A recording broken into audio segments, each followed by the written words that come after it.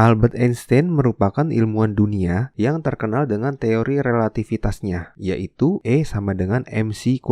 Dari rumus tersebut, cikal bakal terciptanya bom atom dimulai. Dengan kecerdasan seperti itu, konon katanya, Albert Einstein hanya menggunakan 10% dari kemampuan otaknya. Pertanyaannya sederhana, bagaimana jika kita dapat menggunakan kemampuan otak kita lebih dari 10%? Beberapa ahli mempercayai bahwa kita dapat memprediksikan sebuah masa depan. Penasaran seperti apa trik sulapnya? Mari kita cari tahu bersama bagaimana permainannya.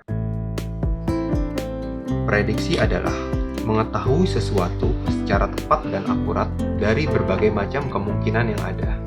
Untuk membuktikannya, di sini saya memiliki satu pak kartu remi, lalu saya akan mencampurkan kartu reminya supaya tidak ada urutan atau pola tertentu yang bisa saya ketahui. Lalu kita akan menyaksikannya secara bersama-sama bahwa tidak ada urutan tertentu dalam kartu remi ini, jadi urutan ini benar-benar teracak secara sempurna ya. Permainannya sangat sederhana sekali. Di sini saya akan meletakkan satu lembar kartu yang akan saya pilih sebagai kartu prediksi. Saya akan meletakkannya secara tertutup di sini dan akan kita buka pada akhir permainan untuk membuktikan prediksi saya benar atau tidak. Di sini saya memiliki seorang penonton. Misalkan saya meminta penonton tersebut untuk mengatakan stop di mana saja. Dan ini pilihannya benar-benar bebas ya, sesuai dengan keinginan penonton. Jadi tidak ada paksaan apapun. Misalkan penonton ingin mengatakan stop pada area ini, lalu kita tidak menggunakan sisa dari kartunya. Dari kartu-kartu yang sebelumnya telah dipilih oleh penonton, di sini kita hanya memerlukan 2 lembar kartu, di mana kartu pertama yang akan menunjukkan angka dari kartu yang akan kita prediksi. Seperti yang kita ketahui, angka itu ada dari as sampai dengan angka king. Dan kartu kedua akan menunjukkan lambang dari kartu yang akan kita prediksi. Kita memiliki lambang hati, wajik, keriting, serta lambang waru. Untuk itu, kita perlu melakukan proses eliminasi sehingga menyisakan 2 lembar kartu. Kita lakukan pembagian seperti ini. Kita lakukan seperti ini sampai kartunya benar-benar habis.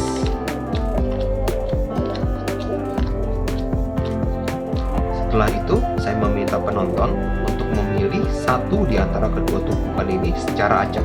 Ini bebas ya, boleh tumpukan di sisi kanan saya atau tumpukan di sisi kiri saya. Misalkan penonton memilih tumpukan yang berada di sisi kanan saya ambil tumpukan ini, lalu saya akan membaginya satu persatu. Dan penonton ini juga bebas mengatakan stop di mana saja sesuai dengan keinginannya. Misalkan penonton mengatakan stop pada kartu ini, kita tidak menggunakan sisa dari kartunya. Kita letakkan di sini, lalu kita hitung berapa lembar kartu yang dipilih oleh penonton. 1, 2, 3, 4, 5, 6, 7 lembar kartu yang dipilih oleh penonton. Lalu kita akan menyesuaikan pada tumpukan di sebelahnya, yaitu 7 lembar kartu juga. Kita akan hitung 7 lembar kartu. 1, 2, 3, 4, 5, 6, 7 lembar kartu. Lalu kita tidak menggunakan sisa dari kartunya. Langkah terakhir dalam proses eliminasi ini adalah kita menyatukan 2 tumpukan ini menjadi satu, lalu kita akan spread seperti ini. Untuk menyisakan 2 lembar kartu, kita perlu mengambil masing-masing satu kartu dari sisi kanan dan satu kartu dari sisi kiri. Kita lakukan seperti ini. Pengambilan yang pertama, pengambilan yang kedua, pengambilan yang ketiga, pengambilan yang keempat, pengambilan yang kelima, pengambilan yang keenam, sehingga menyisakan 2 lembar kartu. Kita akan buka. Tadi dikatakan kartu pertama yang menunjukkan angka dari kartu yang akan kita prediksi, sedangkan kartu yang kedua akan menunjukkan lambang dari kartu yang akan kita prediksi. Di sini kita menemukan angka 9 dan lambang hati, yang artinya kartu kita adalah kartu 9 hati. Mari kita buktikan. Prediksinya sudah sesuai. Halo everybody, kali ini kita akan mempelajari salah satu jenis aliran sulap yang kita kenal dengan nama mentalism. Mentalism yaitu permainan sulap yang dilakukan dengan mengandalkan kekuatan pikiran dari sang pesulap. Dan mentalism mempunyai sub-aliran clairvoyant, yaitu suatu permainan sulap yang dapat merasakan sesuatu dan mengetahui tentang keadaan apa yang akan terjadi di masa yang akan datang. Untuk melakukan trik ini, kita hanya menggunakan beberapa perlengkapan sederhana, seperti satu pak kartu remi biasa dan sebuah alas berupa keset kamar mandi. Semua perlengkapan tersebut dapat kita beli di toko online atau di minimarket terdekat. Pertanyaannya, apa yang kita inginkan saat menyaksikan sebuah trik sulap? Jika kita sebagai seorang pesulap yang memahami dunia seni sulap, tentunya kita ingin mempelajari trik tersebut. Trik sulap yang menarik yaitu trik sulap yang mudah untuk dilakukan tanpa alat sulap dan dapat dilakukan dengan persiapan yang sederhana. Jika diibaratkan, dimanapun kita berada, kita dapat memainkan trik sulap tersebut.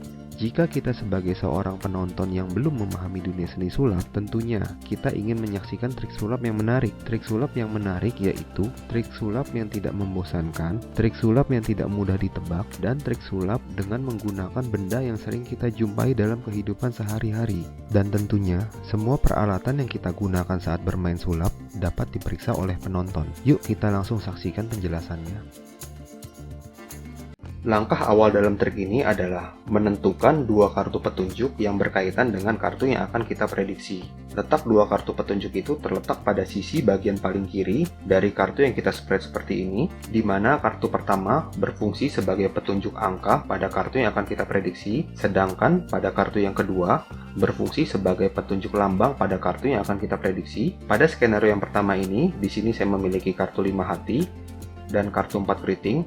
Artinya, saya akan memilih kartu 5 keriting sebagai kartu yang akan saya prediksi. Pada skenario yang kedua, di sini saya memiliki kartu yang pertama adalah kartu King Wajik yang berfungsi sebagai penunjuk angka kartu prediksi, dan kartu yang kedua adalah kartu 2 Wajik yang berfungsi akan menunjukkan lambang pada kartu yang akan kita prediksi. Artinya, saya akan memilih kartu King Wajik sebagai kartu yang akan saya prediksi. Masalahnya adalah, kartu King Wajik ini juga kita gunakan sebagai kartu petunjuk yang tidak mungkin kita ambil. Untuk itu, kita perlu mencari kartu lain secara acak dengan lambang yang berbeda-beda. Fungsinya adalah untuk menggantikan kartu 2 Wajik ini. Misalkan di sini kartu yang terdekat adalah kartu 8 keriting. Kita letakkan di sini sebagai pengganti kartu 2 Wajik. Dengan cara seperti ini, saya akan mengambil kartu King Keriting sebagai kartu yang akan saya prediksi. Jadi hukum pada skenario yang kedua ini, jika lambang kartu sama-sama wajik ya lambangnya King Wajik dan 2 Wajik. Pada kartu yang kedua di sini, kita harus menggantinya dengan lambang yang berbeda. Agar kartu prediksinya kita bisa keluarkan kartu King Keriting. Jika kita sudah memahami tentang hukum-hukum ini, mari kita mulai kepada permainannya. Jadi permainan ini bekerja dengan cara satu pak kartu yang telah teracak dan tercampur secara sempurna. Jadi tidak menjadi masalah ya tumpukan kartu ini diacak oleh penonton ataupun oleh pesulap. Kita kocok seperti apapun juga tidak menjadi masalah sama sekali. Kita lakukan seperti ini. Setelah itu kita memberikan display kepada penonton, yaitu dengan cara spread seperti ini.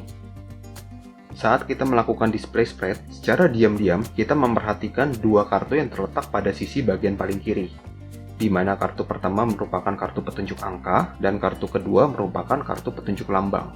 Bisa kita saksikan di sini, kartu ini masuk kepada skenario yang kedua, yaitu dengan lambang yang sama-sama dengan lambang keriting. Untuk itu, kita perlu mengganti kartu yang nomor 2, yaitu kartu King Keriting. Kita ganti dengan kartu yang terdekat, yaitu kartu 7 Diamond. Sehingga kartu yang akan kita prediksi adalah kartu 8 Diamond. Kita ambil seperti ini. Kartu yang akan kita prediksi kita letakkan pada bagian tengah. Lalu kita tutup spreadnya. Kita letakkan di meja seperti ini. Setelah itu kita meminta penonton untuk mengatakan stop di mana saja. Bebas ya sesuai dengan keinginannya. Misalkan penonton mengatakan stop pada area ini, sisa dari tumpukannya kita letakkan di sebelah sini. Hal ini membuat dua kartu petunjuk kita terletak pada bagian paling bawah. Setelah itu kita perlu membagi tumpukan ini menjadi dua bagian secara berimbang. Kita lakukan seperti ini sampai dengan kartunya habis. Hal ini bertujuan untuk membuat dua kartu petunjuk kita tadi terletak pada urutan yang paling atas. Oke, setelah itu kita meminta penonton untuk memilih secara acak tumpukan yang berada di sisi kanan saya atau tumpukan yang berada di sisi kiri saya. Ini pilihannya bebas ya. Penonton memilih tumpukan manapun itu tidak menjadi masalah sama sekali. Misalkan penonton memilih tumpukan yang berada di sisi kiri saya ambil tumpukannya, lalu saya akan mulai menghitung satu persatu secara perlahan sampai penonton mengatakan stop di mana saja. Misalnya penonton mengatakan stop pada kartu ini, sisa dari kartunya kita letakkan pada bagian ini. Hal ini membuat kartu petunjuk terletak pada bagian bawah. Setelah itu, kita perlu menghitung kartu yang berada pada sisi kiri yang telah dipilih secara acak oleh penonton sebelumnya. 1, 2, 3, 4, 5, 6, 7 lembar kartu. Hal ini dilakukan untuk membuat kartu petunjuk itu berada di paling atas. Pada tumpukan sisanya, kita akan menghitung 7 lembar kartu juga. 1, 2, 3, 4, 5, 6, 7. Hal ini bertujuan untuk membuat kartu petunjuk itu berada pada bagian bawah tumpukan. Pada eliminasi tahap yang terakhir, tumpukan yang memiliki kartu petunjuk pada bagian paling bawah harus diletakkan pada tumpukan yang memiliki kartu petunjuk pada bagian yang paling atas. Setelah itu, kita akan lakukan spread seperti ini. Lalu kita akan memulai mengambil satu persatu dari bagian sisi kanan dan bagian sisi kiri, yaitu pengambilan yang pertama, pengambilan yang kedua, pengambilan yang ketiga, pengambilan yang keempat, pengambilan yang kelima, pengambilan yang keenam, sehingga menyisakan 2 lembar kartu yang di tengah.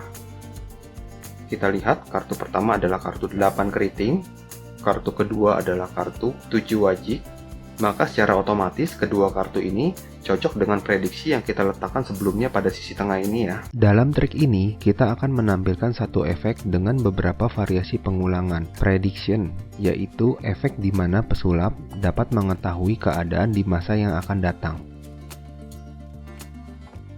Materi ini merupakan sebagian kecil dari materi yang Anda dapatkan dari keseluruhan video yang ada di dalam channel ini. Dan yang seperti Anda ketahui, bahwa video-video lain di dalam channel ini telah mengubah cara pandang kita terhadap seni sulap. Jika Anda tertarik untuk mempelajari lebih jauh mengenai seni sulap, Anda dapat terus mengikuti update video-video lainnya yang terdapat pada channel ini. Dan pada video berikutnya, saya juga akan mengajarkan trik sulap lainnya. Nantikan dan tonton terus video dari channel ini, karena saya akan terus memberikan Anda banyak materi dahsyat yang akan menjadikan Anda sebagai seorang pesulap yang handal. Saya persilakan menulis di kolom komentar jika Anda ingin bertanya atau berdiskusi. Terima kasih sudah nonton video saya sampai akhir ya. Sekian video kali ini. I'm Eric Carson. See you di video trik sulap lainnya.